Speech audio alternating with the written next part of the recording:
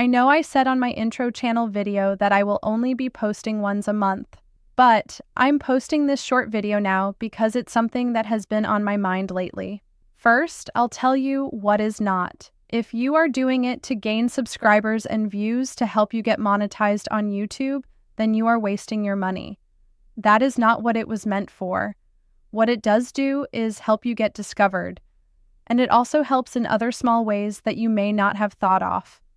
First, getting to reach the monetization requirement is the hardest thing to do, and although YouTube is trying to helping small channels, it may not be enough. You need to do something yourself to help you get discovered, or is going to take years to get any momentum. Think of a paid promotion as an audition, a chance to get in front of the line and viewers to show what you and your channel what you are about.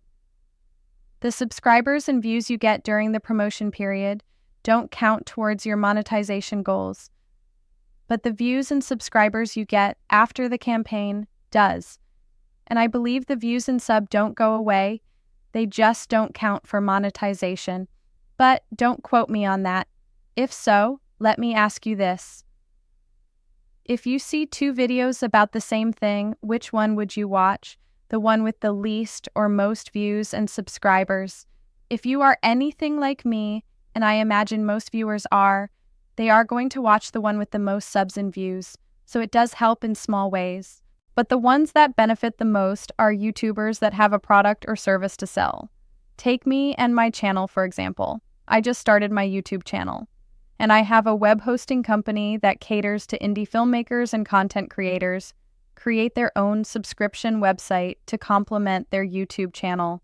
My goal for my YouTube channel is to promote my business, not to make money on ads.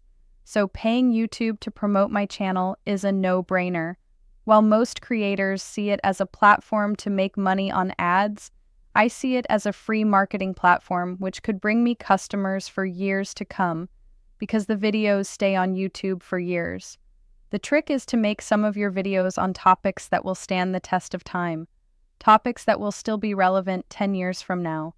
I may sound like I work for YouTube doing a sales pitch, but as you watch my videos, you will find out that I give credit and give YouTube the benefit of the doubt, but I will be super critical of the things they do wrong.